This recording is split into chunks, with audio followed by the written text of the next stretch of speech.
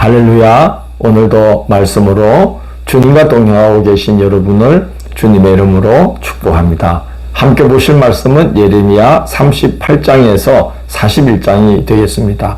38장은 친애굽파와 친바벨론파 사이에서 갈피를 잡지 못하고 쩔쩔매는 시드기야의 모습을 볼 수 있습니다.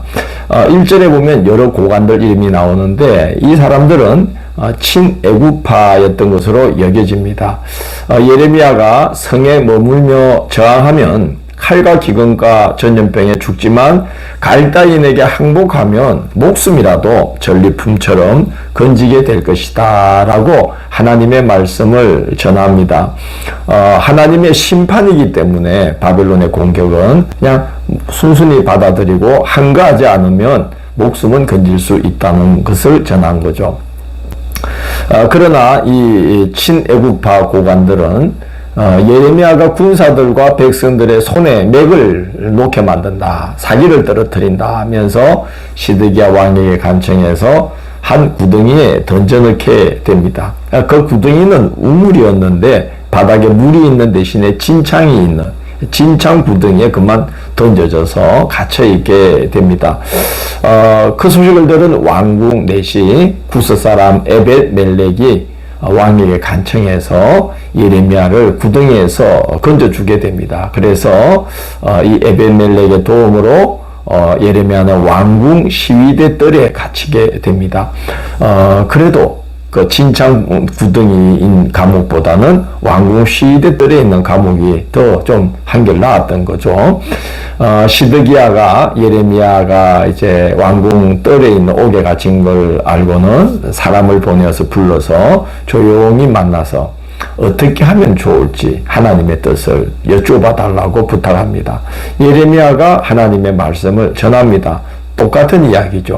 바벨론에 항복하면 왕과 백성들이 살 수 있고 성읍은 불사름을 당하지 않게 될 것이지만 항복하지 않으면 왕을 비롯하여 예루살렘 성에 속한 모든 것이 갈대인의 손에 넘어갈 것이다 하는 것입니다.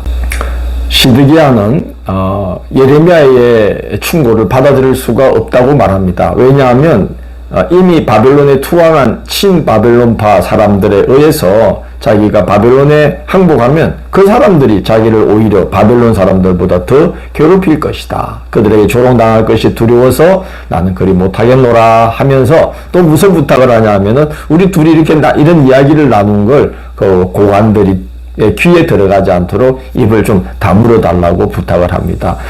그만큼 시드기야는 친애굽파와 친바벨론파 사이에서 어찌할 바를 모르고 이미 지도력을 상실한 채 이렇게 전전긍긍하고 있었던 것을 볼 수가 있습니다.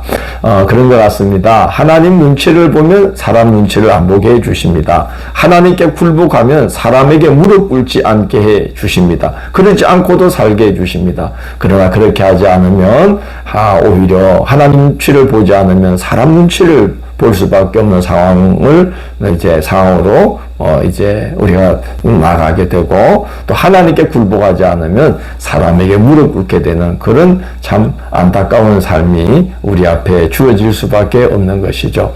시드기야는 사람 눈치를 보다가 그만 살 기회를 놓치고 맙니다.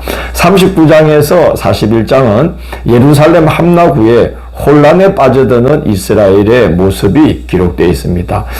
그리고 그 와중에도 백성들과 함께 거하면서 백성들의 살 길을 끝까지 제시하려는 예레미야의 모습이 이제 39장부터 쭉 이어지게 됩니다. 39장은 바벨론에 의해서 예루살렘이 함락되고 또 그 와중에 도피한 시드기야 왕이 붙잡혀서 느부갓네살 왕 앞으로 끌려가서 자기 아들들이 죽임당하는 걸 두 눈으로 보고 또 그 두 눈이 뽑힘을 당한 채로 바벨론으로 옮겨지고 이스라엘은 완전히 멸망해 버리는 그런 이제 기록이 바로 39장입니다. 이 사건이 얼마나 안타까웠으면 예레미야는 열왕기서에 기록된 예루살렘 함락 기사를 그대로 옮겨 적고 또 예레미야서 끝에 가면 예레미야는 다시 한번 이 39장의 기록을 52장 맨 마지막 장에 가서 또 그 이야기를 한 번 더 반복해서 기록으로 남깁니다. 왜 그랬을까요? 그만큼 안타까운 사건이기 때문에 그렇습니다. 선지자들의 경고를 듣고 하나님께로 마음을 돌이키기만 했어도 얼마든지 피할 수 있었던 파국인데 그렇지 않습니까? 하나님의 간절한 호소, 내게로 돌아오라는 그 호소 하나만 들어드렸어도 그만 이런 일들을 피할 수 있는 그런 일이었는데 그 하나를 들어주지 않았어. 그게 뭐가 그리 힘들다고 하나님의 간청을 들어주지 않고 끝까지 하나님을 거역하다가 그렇게 엄청난 대가를 치르게 되었으니까 예레미야의 입장에서 파국을 미리 예고했던 예레미야 입장에서 얼마나 그 상황을 보는 것, 자기 예언대로 성취가 되는 게 얼마나 가슴 아프고 안타까웠을까 하는 생각이 듭니다. 바벨론이 이제 함락된 후에 이스라엘의 고관 중 한 명인 그다랴를 유다 총독으로 세워서 유다의 남은 자들을 다스리게 합니다. 그때 예레미야의 행적에 대한 기록이 이제 앞으로 쭉 이어지는데요. 39장 14절 후반부에 보면 그가 백성 가운데의 산이라고 기록되어 있고 40장 6절 후반부에도 그 땅에 남아있는 백성 가운데에서 그와 함께 산이라고 기록되어 있습니다. 이후에 백성들이 갈 곳을 정하지 못하여서 갈팡질팡하다가 애굽으로 가게 되는데 예레미야는 거기까지도 하나님의 칼이 들이닥칠 것을 알고 있지만 백성들과 함께 끝까지 갑니다. 끝까지 하나님의 말씀으로 그 백성들에게 권고하기 위해 그런 것입니다. 참 이게 사랑인 것 같아요. 이게 하나님을 받드는 모습 같아요. 자기를 배척하고 비방하고 죽이려 들던 그 백성들인데 뭐가 좋다고 그렇게 그 백성들 가운데 함께 거하는지 모르겠습니다. 예레미야는 그 백성들이 살 길을 택할 수 있도록 끝까지 백성들 가운데 함께 거합니다. 참 하나님의 마음, 하나님의 사랑을 또 예수 그리스도의 마음, 예수 그리스도의 사랑을 우리는 예레미야에게서 볼 수 있다는 생각이 듭니다. 바벨론의 사령관 느부사라단이 예루살렘과 유다 백성들을 붙잡아서 바벨론으로 옮겨가던 중에 예레미야를 발견합니다. 예레미야에게는 원하는 대로 행할 수 있는 자유를 느부사라단이 줍니다. 그리고 바벨론으로 가면 함께 가면 선대해 주겠다고 약속도 합니다. 그러나 예레미야는 그다랴에게로 가서 그 땅에 남아있는 백성들 가운데 머물게 됩니다. 그다랴가 총독으로 세워졌다는 소식이 퍼지자 도망쳐서 각처로 흩어져 있던 유다 백성들이 그다랴에게로 모여들어서 이제 바벨론의 공세로 바칠 작물들도 모으면서 어느 정도 안정을 되찾아가고 있었는데 왕족 중 하나인 이스마엘이 그다랴를 죽이고 바벨론의 후환이 두려워서 백성들을 볼모로 잡아서 암몬으로 망명하려고 합니다.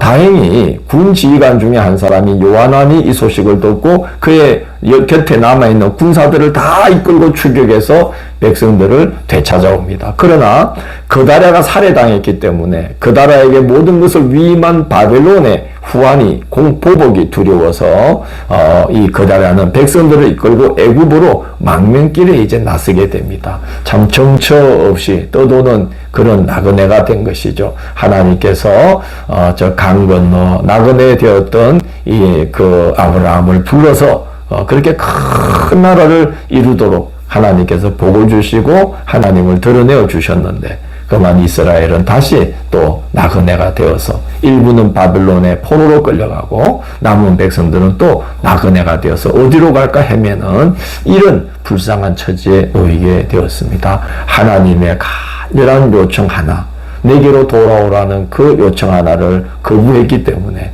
자, 거부한 그 대가를 이렇게 톡톡히 치르는 모습을 봅니다. 그렇기 때문에 우리는 항상 하나님의 요청에 귀를 기울이고 하나님을 기쁘시게 하는 삶을 힘써 살아야 되겠다는 생각이 듭니다. 내일 8월 21일 토요일은 예레미야 42장에서 45장을 칼이 애굽으로 따라가서 라는 제목으로 살펴보도록 하겠습니다. 오늘도 함께 해주셔서 감사합니다.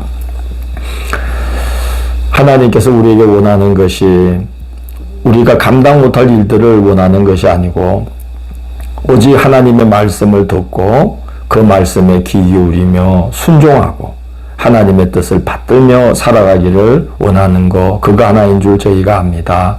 주님, 우리가 하나님의 마음을 기쁘게 해드리고 또 하나님께 순종하고 그를 높이 받들어서 범사에 그를 인정함으로 하나님께서 우리 길을 지도해 주시고 친히 복된 길로 인도해 주시는 하나님의 백성된 삶을 잘 살아가도록 도와주십시오. 예수님 이름으로 기도드립니다. 아멘.